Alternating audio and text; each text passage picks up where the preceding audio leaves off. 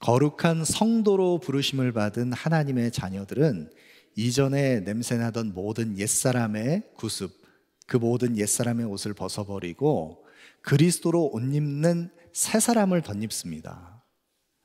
옛사람을 벗어버리고 새 사람을 입는 그런 거룩한 변화, 그 변화는 바로 오직 너희 심령이 새롭게 되어 우리의 마음 심령이, 우리의 속사람 영혼이, 우리의 내면이 변화될 때 이루어질 수 있는 것입니다.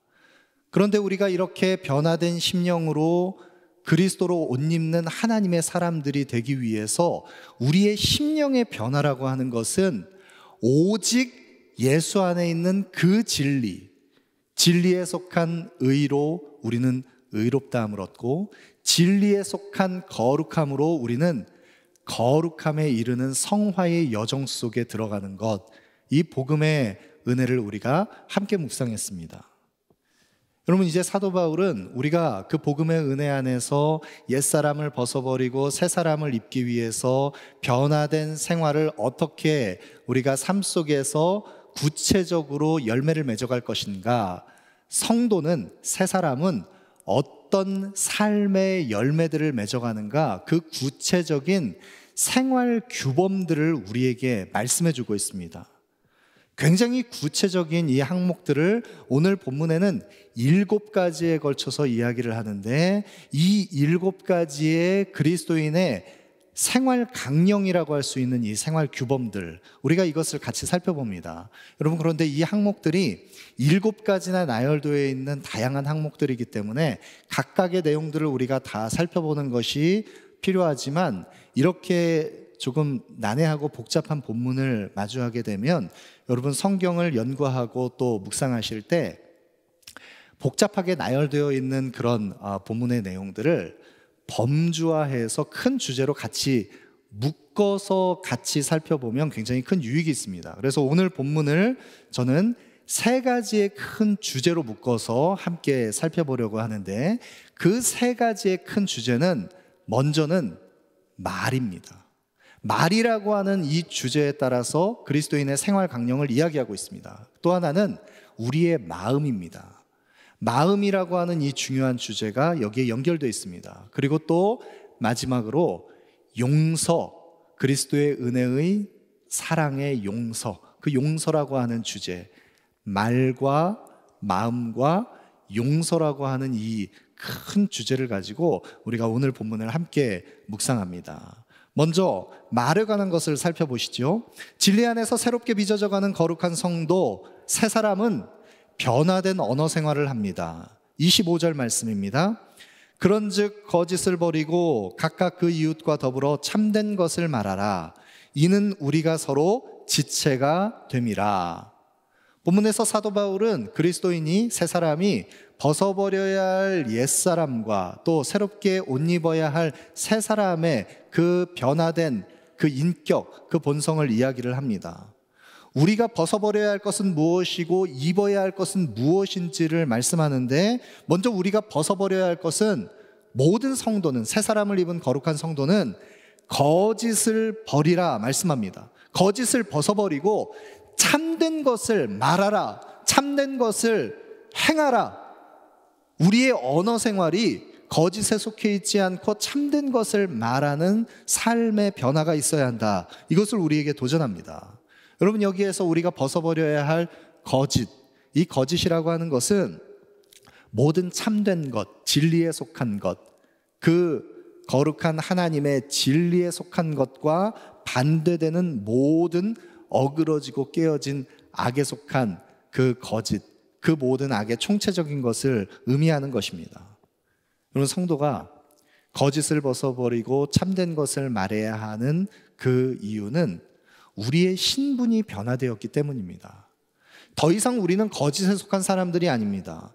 사도 바울이 로마서 1장에 논증하는 것처럼 우리는 이전에 하나님의 진리를 거짓 것으로 바꾸어서 피조물을 조물주보다, 창조주보다 더 경배하고 마음을 빼앗겼던, 거짓으로 채워졌던 우리들입니다. 그런 우리들이 하나님을 사랑하기보다 돈을 더 사랑하고 재물을 사랑하고 하나님을 사랑하는 것보다 내 자녀를 우상처럼 섬기고, 하나님을 사랑하기보다 세상의 성공과 명예와 세상의 그 반짝거리는 것들을 쫓으면서 하나님 외에 다른 것, 거짓된 것을 창조주보다 더 경배하고 사랑했던 우리들, 거짓을 쫓고 거짓으로 채워져 있던 우리들입니다. 그런 우리들이 이제는 그 거짓을 다 벗어버리고 진리에 속한 참된 것을 말하라 우리에게 도전하고 있는 것입니다. 여러분, 그런데 우리가 거짓을 벗어버리고 더불어서 각각 그 이웃과 더불어 참된 것을 말해야 하는 이 더불어 참된 것을 그 이웃과 말하라, 우리는 그 참된 것을 누구와 함께 나누게 되느냐? 그 이웃과 함께 더불어, 각각 그 이웃과 더불어서 이 참된 것을 말하는 것입니다. 왜냐하면 우리는 서로 지체가 되었기 때문입니다. 그리스도의 몸 안에 한 몸으로 부름받은, 교회로 부름받은 우리는 서로가 서로에게 함께 참된 것을 말하는, 진리를 나누는 그런 교회로 부름을 받았습니다. 여러분, 가지고 계신 성경을, 혹시 그 성경이 옆에 메모가 되어 있는 그 관주 성경, 각주가 되어 있는 성경이 있으신 분들은 한번 살펴보시기 바랍니다. 그 관주 성경에 더불어 각각 참된 것을 말하라고 하는 이 대목의 이 부분에 각주의 어떤 성경 구절이 거기에 관주 성경에 기록이 되어 있냐면 스가랴 8장 16절의 말씀이 거기에 기록되어 있습니다. 스가랴 선지자가 교회로 부름받은 모든 하나님의 백성들, 거룩한 예루살렘, 새 예루살렘으로 부름받은 그 진리의 성읍에 속한 하나님의 사람들이, 그 성읍에서는 너희는 이웃과 더불어 진리를 말하며 너희 성문에서 진실하고 화평한 재판을 베풀고, 스가랴 8장 16절 말씀 속에 이 진리의 성읍에 속해 있는 하나님의 사람들은 그 성읍에서 서로 진리를 말합니다.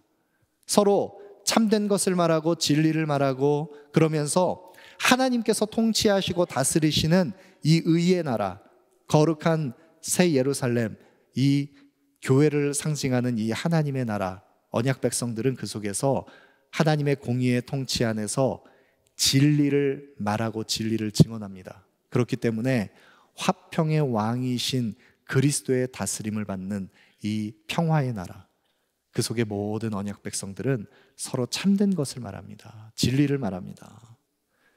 여러분이 참된 것을 말한다는 것이 진리를 증언하고 진리에 속한 것, 우리의 내면 심령을 변화시킨 예수 안에 있는 그 진리를 말씀하는 것인데, 혹 어떤 이는 이 참된 것을 말한다는 것을 오해해서 참된 것을 말하는 것이 나는 그냥 안과 밖이 똑같아서 누군가를 향해서 내가 뒤에서 뒷말을 하고 앞에서는 다른 얘기하고 그러지 않고, 나는 뒤끝이 없고, 그래서 누군가 이야기할 때는 나는 내가 생각하는 것 그대로, 있는 것 그대로를 그냥 그대로 고지고대로 전한다 해서 그냥 내 마음에 있는 것 그대로를 여과 없이 그냥 다 얘기한다고 해서 그냥 내 말 그대로를 다 전하는 분이 있습니다.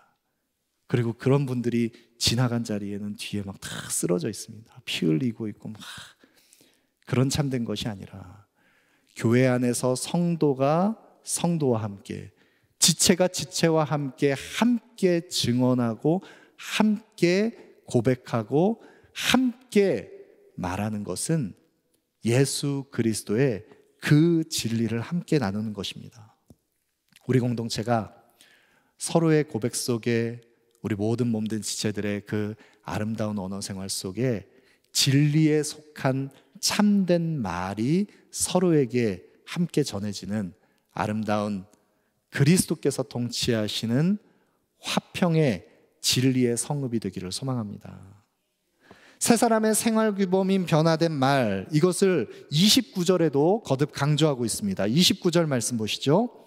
무릇 더러운 말은 너희 입 밖에도 내지 말고 오직 덕을 세우는 데 소용되는 대로 선한 말을 하여 듣는 자들에게 은혜를 끼치게 하라. 무릇 더러운 말은, 거짓에 속한 악한 말들, 더러운 말들, 그것은 입 밖에도 내지 말라고 말씀하고 있습니다. 우리가 벗어버려야 할 것이 거짓인 것처럼 우리 입 밖에 내는 것, 그것은 더러운, 모든 입 밖에 내어서는 안 되는 악한 것들을 우리의 입으로 내어서는 안 됩니다.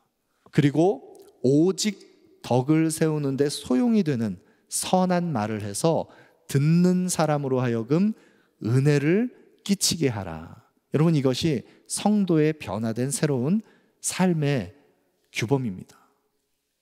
그런데 여러분, 어떤 이의 말은, 그 말이 잠언 12장 18절에 말씀하는 것처럼 칼로 찌름같이 함부로 말하는 자가 있거니와 지혜로운 자의 혀는 양약과 같으니라.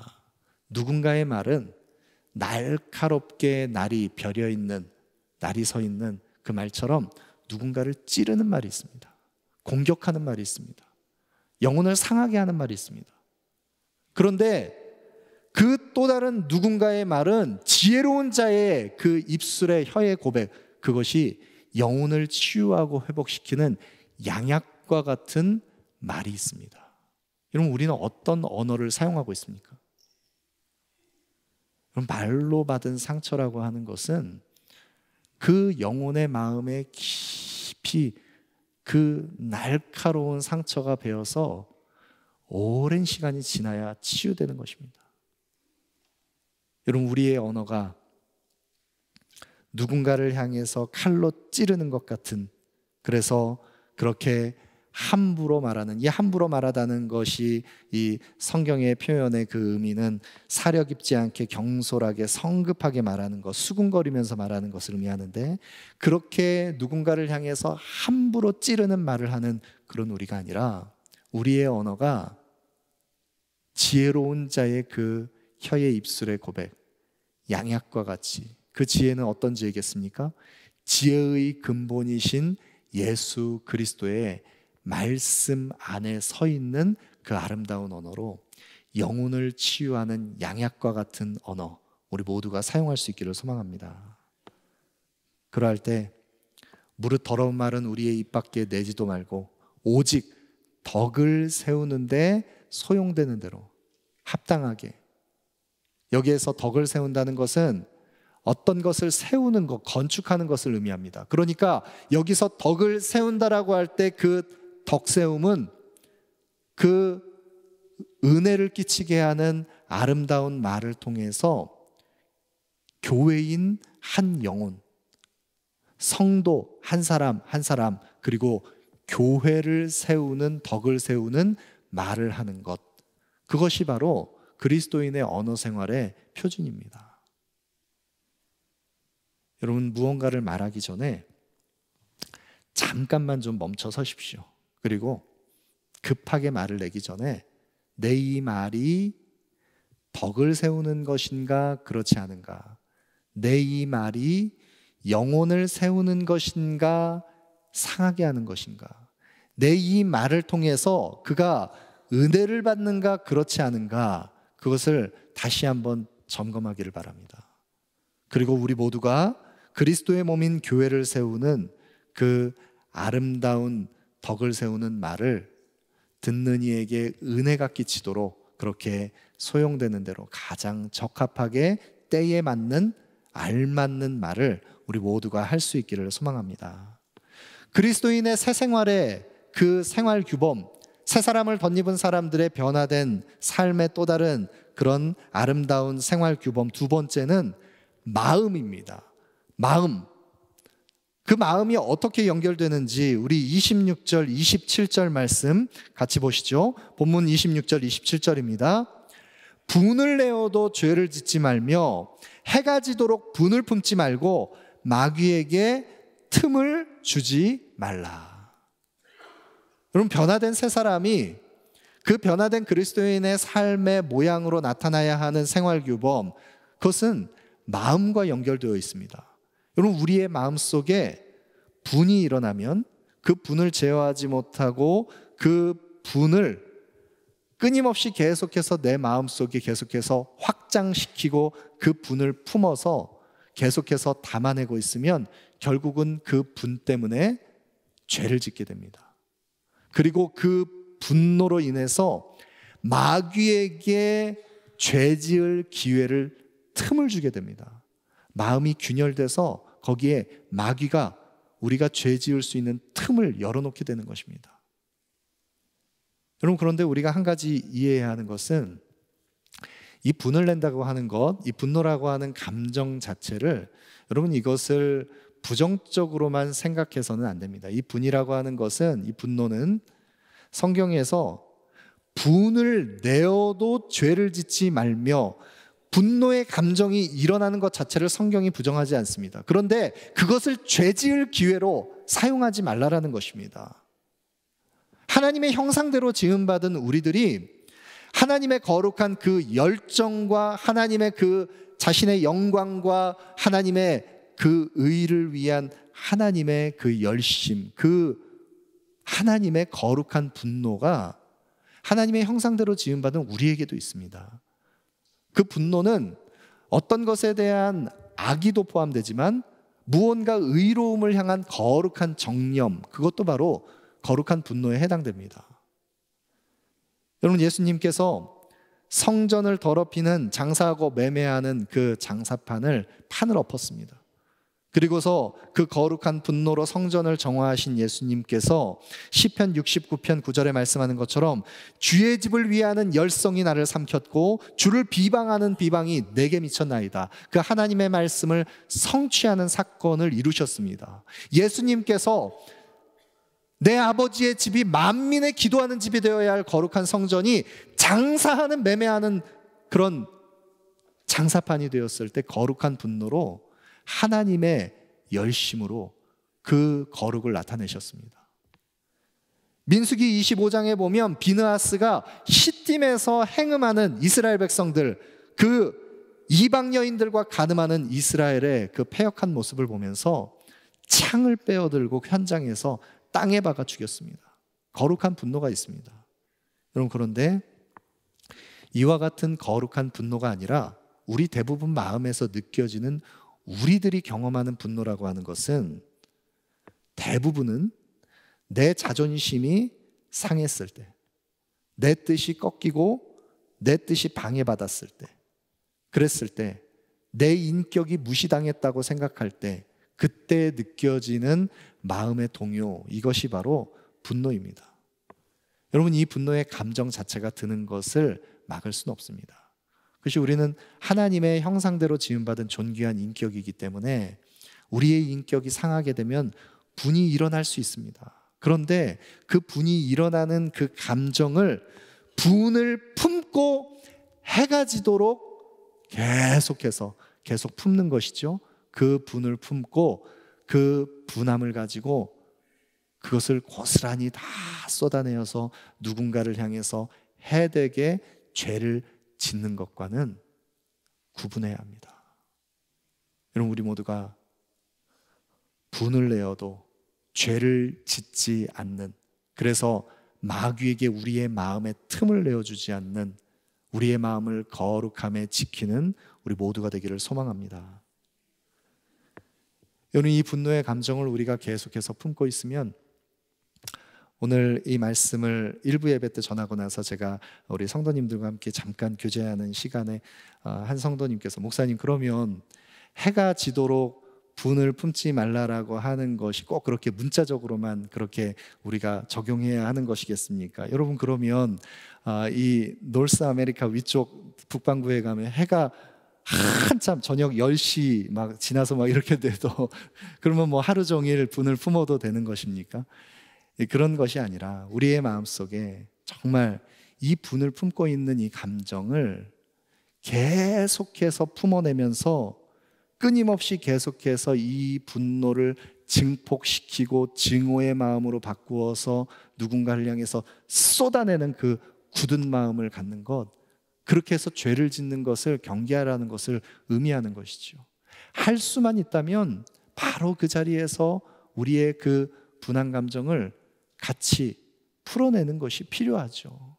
여러분, 우리 가운데 혹시 남편과 아내가 또 부모와 자녀가 가정 안에서 나는 내 마음에 무언가 나를 오랜 시간 내가 참고 견디고 다 지켜보지만 내 마음에 조금이라도 내 마음에 걸그럭거림이 있는 그것 내가 딱 한 번 내가 마음을 확 먹으면은 절대 내 마음을 풀어내지 않고 끝까지 사과할 때까지 내가 이 마음을 꽁꽁 묶어두고서 상대방을 응징한다, 이런 마음을 가지고 계신 혹시 그런 부부관계 있습니까? 그래서 내가 남편에게 말 안 한 것이, 내가 아내에게 말한 것이, 내가 몇 날 며칠, 내가 심지어는 일주일이든 2주까지도 말 안 하고 견뎌본 적이 있다, 이걸 막 자랑 삼아서 얘기하시는 분 계십니까? 여러분, 그렇다면 내 이 미숙하고 연약한 그 내면의 상태를 그냥 인정하는 것에 불과합니다.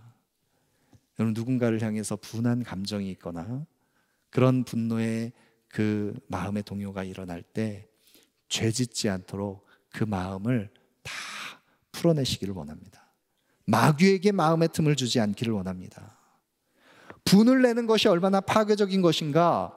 야고보서 1장 19절 20절 말씀에는 내 사랑하는 형제들아 너희가 알지니 사람마다 듣기는 속히 하고 말하기는 더디하며 성내기도 더디하라. 사람의 성내는 것이 하나님의 의를 이루지 못함이라. 여러분, 성을 내는 것은 하나님의 의를 결코 이룰 수 없습니다.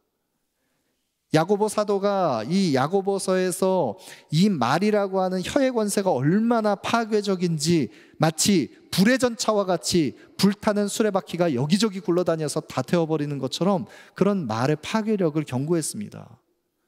썩내는 것은 하나님의 의를 이루지 못합니다. 그런 분노를 우리가 계속해서 마음에 키워내게 되면 우리의 마음속에 균열된 틈으로 마귀가 죄지을 틈을 우리가 노출하게 되었을 때 그 속에 온통 미워하는 감정과 그 정서가 흙탕물처럼 뒤섞인 그 마음이, 그 마음에 온통 더러워진 그 흙탕물이 마음 한편에 이렇게 괴어 있어서 그 마음을 다 쏟아내지 않으면 하나님과의 관계에서 소통이 막히게 되는 것입니다. 여러분, 우리 모두가 그 모든 부정의 정서, 그 원망과 분노를 다 그리스도의 십자가 앞에 다 내려놓고 우리 모두가 거룩함을 덧입는 하나님의 사람들이 되기를 소망합니다. 그렇게 우리가 분노에 대한 이 감정, 우리의 마음을 지키기 위해서 필요한 이 분노에 대해서 이야기를 했다면, 계속해서 이 마음이라고 하는 주제와 무엇이 연결되어 있는가? 우리의 마음에 틈타서 죄짓지 못하도록 우리의 새 생활의 그 변화된 삶의 모습, 28절 말씀에는 이렇게 말씀합니다. 도둑질하는 자는 다시 도둑질하지 말고 돌이켜 가난한 자에게 구제할 수 있도록 자기 손으로 수고하여 선한 일을 하라. 여러분, 이것이 마음과 어떻게 연결되어 있겠습니까? 지금 10계명의 8계명을 이야기하는 도둑질하지 말라, 그리고 모든 성도들은 돌이켜서 오히려 가난한 자에게 구제할 수 있도록 자기 손으로 수고하여 일하여 선한 일을 해라.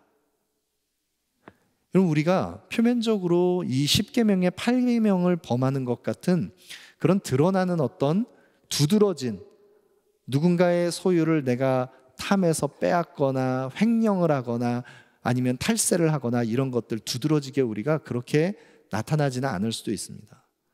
무언가를 훔치는 행위를 우리가 구체적으로 하지 않을 수 있습니다.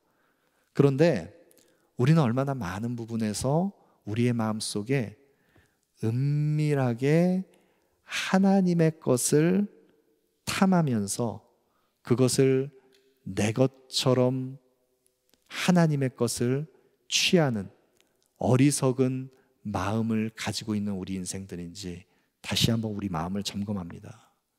여러분, 재정의 사용도 마찬가지입니다. 우리가 예배 드릴 때 예물을 가지고 나와서 그 구별된 예물과, 제가 항상 우리 성도님들과 기도를 할 때 이 예물과 함께 드려진 우리의 전부, 우리의 삶을 주님 앞에 드립니다, 그 고백할 때 우리는 우리가 사용하는 그 재물이 하나님께로부터 온 것이라는 것을 고백하면서도 사실 우리가 실질적으로 사용할 때 보면 하나님의 주권을 인정하지 않습니다. 내가 드릴 최소의 그 분량만을 생각하면서 전부를 주신 하나님 앞에 재물을 사용하지 않습니다. 하나님의 것을 마치 도둑질하는 것처럼 취하는 것입니다. 시간도 마찬가지입니다. 우리의 인생에 가장 소중한 그 시간도 이전에 그리스도를 정말 뜨겁게 사랑하는 그런 젊은이들, 종종 찾아볼 수 있는 그 젊은이들은 자신의 인생에 가장 소중한 인생의 그 청년의 시기, 가장 귀한 그때를 마치 인생의 11조를 드리는 것처럼 하나님 앞에 자신의 가장 열정이 있고 가장 뜨거운 그 인생의 시기 한 부분을 하나님께 드리기를 소망하면서 1년이건 2년이건 단기 선교지로 떠나는 청년들, 후배들을 양육하기 위해서, 청년부 안에서 후배들을 양육하고 돌보기 위해서 캠퍼스에서 휴학을 하고서 그 사랑하는 후배들을 돌아보는 그 믿음의 선배들, 종종 그런 귀한 청년들을 찾아볼 수 있었습니다. 여러분, 그런데 요즘에는 그와 같은 정말 그리스도를 사랑하는 그 중심을 가지고 있는 그 마음 전부를 하나님께 드리는 그 귀한 하나님의 사람들을 여간해서 찾아보기가 어렵습니다. 우리의 마음이 무엇으로 채워져 있습니까?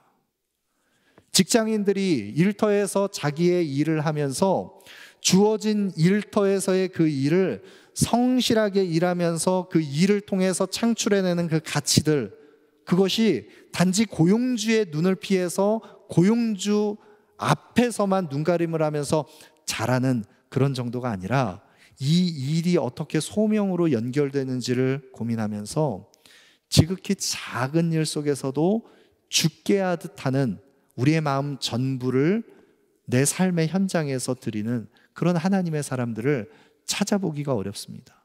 이제는 최소한의 직장 윤리도 지키지 않는 그런 사람들이 팽배해 있는 그런 사회를 우리가 살아가고 있습니다. 우리의 마음에 죄가 틈탈 수 있는 일들 우리가 경계하면서 그리스도인들은 세상이 그 많은 윤리의 기준, 그것을 겨우 지켜내는 그 정도의 기준을 가지고 남의 것을 뺏지 않고 도둑질하지 않고 하는 그 정도의, 남의 소유를 탐닉하지 않는 그 정도의 윤리를 지키는 사람으로 부르심받지 않았습니다.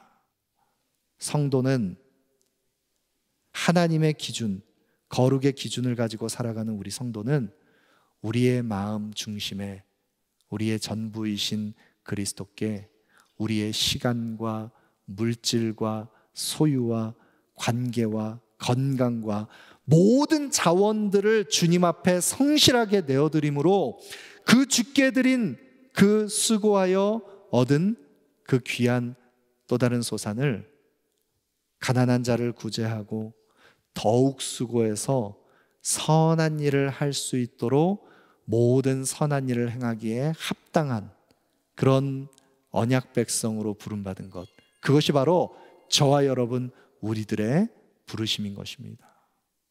여러분, 우리 모두가 그렇게 그리스도를 위하여 우리의 마음 중심을 내어드리는, 그래서 모든 선한 일을 행하기에 합당한 모습으로 드려지는 우리의 삶이 되기를 원합니다. 그리스도께서 그 모본을 보여주셨습니다. 고린도 후서 8장 9절 말씀에 우리 주 예수 그리스도의 은혜를 너희가 알거니와 부요하신 이로서 너희를 위하여 가난하게 되심은 그의 가난함으로 말미암아 너희를 부요하게 하려 하심이라. 그리스도께서 하늘 영광 버리시고 그 영광의 그 보좌를 내려놓으시고 종의 형체를 입고 자신을 비워 가난하게 되심으로, 그 십자가의 가장 낮은 자리에 오심으로 우리를 부요케 하셨습니다. 우리 모두가 이 십자가의 복음의 은혜를 덧입는 우리 모두가 되기를 소망합니다. 여러분, 우리의 마음을 그리스도로 채워야만 우리는 성령을 근심시키지 않는 사람이 될 수 있습니다. 오늘 본문 30절에 보시면 하나님의 성령을 근심하게 하지 말라, 그 안에서 너희가 구원의 날까지 인치심을 받았느니라. 하나님의 성령을 근심하게 하지 말라라고 우리에게 도전합니다. 여러분, 성령이 왜 근심하십니까? 우리의 내면 속에, 우리의 속사람 속에 우리의 영혼에 내주하시는 성령님께서 근심하시는 이유는 우리가 이와 같은 복음에 합당한 삶의 열매들을 맺어가면서 거짓을 버리고 참된 말을 하고 진리 안에 서고 분을 품지 않고 마귀에게 그래서 틈을 주지 않고 도둑질하지 않고 오히려 선한 일을 해서 가난한 사람들을 구제하고 더 선한 일에 열심을 내는 그런 언약 백성들이 되는 그런 우리들을 통해서, 성령에 사로잡힌 우리들을 통해서 성령이 기뻐하시는 뜻을 쫓아서 살아가야 하는데, 우리가 구원의 인치심을 받은 성도임에도 불구하고 우리 안에 말씀하시는 성령을 어긋나게 거슬러서, 성령을 거슬러서 우리가 불순종하기 때문에 성령께서 근심하시는 것입니다. 우리의 마음을 성령 하나님께서 기뻐하시는 아름다운 모습으로 온전히 드리기를 원합니다. 그리고 그 일을 위해서 마지막으로 우리가 생각해야 할 중요한 한 주제가 있습니다. 세 사람의 생활규범 세 번째 큰 주제, 그것은 바로 용서입니다. 주의 긍휼과 사랑으로 모든 악의를 벗어버리고 서로 용서하라. 성경은 우리에게 도전합니다. 31절 말씀 보시죠. 너희는 모든 악독과 노함과 분냄과 떠드는 것과 비방하는 것을 모든 악의와 함께 버리고, 모든 악독, 노함, 분냄, 떠드는 것, 비방하는 것, 이 악에 속한 모든 악의 모양들을 다 버리라고 말씀합니다. 데살로니가전서 5장에는 범사에 헤아려 성도는 좋은 것을 취하라고 말씀합니다. 그리고 악은 그 어떤 모양까지라도 버리라고 성경은 우리에게 도전합니다. 그렇게 우리가 악은 그 모양이라도 버리게 될 때 우리의 마음속에 거룩하고 성결한 그리스도의 그 사랑으로 충만하게 채워질 때 우리의 거룩을 지향하는 우리의 마음 안에 평강의 하나님께서 역사하셔서 우리를 온전케 온 영과 혼과 몸을 흠없이 보존하여 지켜주십니다. 여러분, 우리는 모든 악을 버려야 합니다. 악에 속한 모든 모양까지라도 다 버려야 합니다. 그런데 성령을 근심시키는 우리의 마음속에 악한 생각들, 악의가 우리의 마음속에 있으면 그 분노의 정서를 품을 때 그 마음이 온통 흙탕물로 바뀌는 것처럼 악에 속한 그 어두운 마음의 죄악의 그 더러운 물이 우리 속에서 괴어 있으면 우리는 하나님의 사랑에서 떠나게 됩니다. 그럴 때 우리가 성령을 근심시키지 않는 거룩한 마음으로 회복되기 위해서 무엇을 행해야 하느냐? 32절입니다. 서로 친절하게 하며 불쌍히 여기며 서로 용서하기를 하나님이 그리스도 안에서 너희를 용서하심 같이 하라. 우리는 모든 악의를 내어버리고 모든 그 죄악된 마음들을 다 쏟아버리고 그리스도의 십자가 앞에 다 내려놓고 우리의 마음, 그 심령 가운데 성도와 성도가, 지체와 지체가, 영혼과 영혼이, 마음과 마음이 서로 함께 마주할 때 서로 친절하게 행하며 서로를 불쌍히 여기고 긍휼히 여기고 서로 용서해야 합니다. 여러분, 혹 우리 가운데 불친절한 태도가 우리의 인격에 고착화된 그런 분이 계시다면, 인격을 대하는 태도가 불친절한 형태로 굳어져 있는 그런 분이 계시다면 그건 우리의 마음이, 내면이 온전치 못하다는 것을 이야기하는 것입니다. 또 우리의 마음속에 누군가를 향해서 긍휼과 사랑으로 용납하고 용서하는 마음이 흘러나오지 않는다면, 그래서 그 굳은 마음을 가지고 누군가를 용서하지 못하는 마음이 있다라고 한다면 그것은 바로 우리가 그리스도의 복음을 온전히 경험하지 못했다는 것을 이야기하는 것입니다. 그렇지 않다면 우리가 그리스도의 은혜의 복음, 그 긍휼과 용서를 경험한 우리들임에도 불구하고 그런 용서와 사랑으로 서로를 용납하지 못하는 그런 우리 상태에 있다면, 그렇다면 적어도 지금 나의 영적 상태는 그리스도의 은혜에서 조금은 멀어져 있는 것입니다. 누군가를 향해서 인격과 인격을 친절하게 관계를 맺고 불쌍히 여기며 긍휼의 마음으로 서로 용서해야 하는 이유, 그것은 바로 하나님이 그리스도 안에서 너희를 용서함 같이 하라. 하나님이 우리를 용서하셨기 때문입니다. 허물과 죄로 죽었던 우리를, 본질상 진노의 자녀였던 우리를 하나님이 용서하셨습니다. 그리스도의 십자가의 사랑으로 우리를 용서하셨습니다. 그래서 저와 여러분, 우리 모두는 다 용서받은 죄인입니다. 1만 달란트 탕감받은 죄인입니다. 우리가 용서받은 죄인이라는 자기 정체성과 자기 인식이 없기 때문에 1만 달란트 탕감받은 죄인이, 용서받은 죄인이 나에게 100데나리온, 고작 100일치 품삯밖에 되지 않는 그 적은 분량의 나에게 내 마음을 상하게 하는 그 누군가를 향해서 나는 도저히 갚을 수 없는, 측량할 수 없는 1만 달란트라고 하는 것은 수치상으로 우리가 헤아릴 수 없는 그런 분량입니다.